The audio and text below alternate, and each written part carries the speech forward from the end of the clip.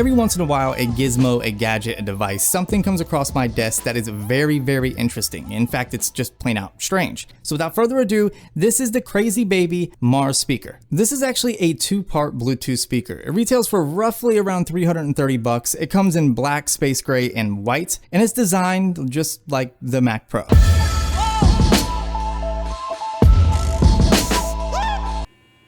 Computer's not working.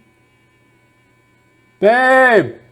Did you touch my computer? This thing is built extremely solid. It's made of aircraft grade aluminum and it has quite a bit of heft to it. Coming in at just under 2,000 grams, you're gonna notice the weight when you pick this thing up, and it might surprise you. Now, a lot of that weight is coming from the 4,000 milliamp hour battery inside this thing. So that means that this entire system is somewhat portable because you don't have to keep it plugged into a wall to use it. It also acts as a somewhat portable battery bank. Of course, you're not gonna be toting this thing in your backpack, but if you brought it to a friend's house, it does feature two USB 5V 1.2 amp ports on the backside for charging. What makes the Mars super unique and extremely special is the fact that it is a two-part speaker. The top, the little disc looking thing, is a tweeter, whereas the large bass is the subwoofer. Whenever you're listening to music or enjoying some type of media, they will separate and the top will levitate using a magnetic connection. The bass and the craft each have their own power button, so you need to make sure that both parts are turned on if you want to, listen to music out of, both sources. Connecting to your device is really easy. You will need to download the Crazybaby app from the Google Play Store or the iOS App Store to get full functionality. First, go into your Bluetooth settings and locate the Mars speaker. Click on it, connect to it, and then go back to the Crazybaby app, locate that speaker, and connect to it through the app now. The craft itself actually has LED lighting built into it that kind of goes in a circular motion to give off the effect that the craft is spinning whenever it is levitating. Inside the Crazybaby app, you can actually customize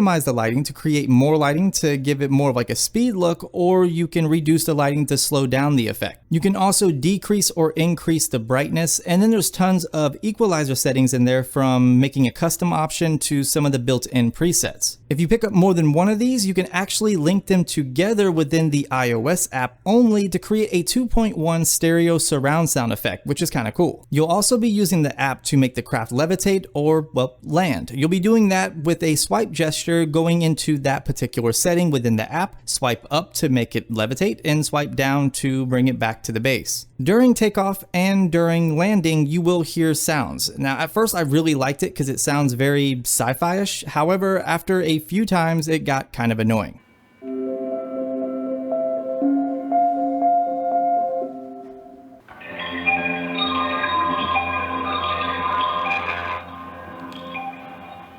Instead of going over the frequency, the response, the size of the speakers, I'm going to leave all of that for the write-up. So make sure you go to the description of this video and find that link, click on it, and you can get a more detailed look into the specifications. For this video, I'm just going to go over what I personally thought of with the sound coming out of this thing. Now, when you combine the two parts together, it sounds really good. The bass gets nice and deep, and if you're listening to, say, something like hip hop or techno, you're really going to feel it. The mids are pretty much the weak part of this whole setup. I didn't find them to be too loud, whereas the highs do get nice and loud. You will have to create a custom preset in the EQ settings to get the most out of this thing, as I personally did not like the built-in presets. One thing I do want to touch on real quick is the fact that I can crank up the volume on this thing and there is minimal distortion. I mean, I can go almost all the way up and there's no like hissing or crackling or anything like that. If you need some sound on the go, say you're going to the beach or maybe to a small party, you can take the craft with you and you can have a portable tweeter. Now, you're not going to get the bass that you're going to get from the base station itself. However, you're going to get some nice, highs, and you'll be able to hear your music relatively well. What makes it even more interesting is the fact that it is IPX7 certified, making it water resistant up to 1 meter of water for 30 minutes. Battery life for me was roughly 5 to 5.5 hours of continuous use with the craft, and the base I got approximately 8 hours. I mean, that's almost the advertising time, but I don't know, it depends on your usage and if you're charging a device and so on and so forth. So the base actually charges using an AC adapter. It's right below the USB ports. It's stupid easy. Plug it into the wall, you're good to go. The craft is even easier because you don't have to plug anything into that. It charges wirelessly on the top of the base. So if you are interested in buying one of these, you can pick it up on the Apollo website. That link can be found in the description of this video. And honestly, all BS aside, I'm actually very pleased with the sound and I love the aesthetics, and I'm definitely happy with this thing. I can see see myself buying another one of these and then getting it and putting it in the opposing corner of this one, and then having like a surround effect in my office whenever I'm listening to music and shooting a video. I hope you guys enjoyed the video. If you did, make sure you slap that thumbs up button because it definitely does help me. Subscribe if you're not already subscribed. Follow me on all my social media connections, and of course, I'll talk to you in the next one.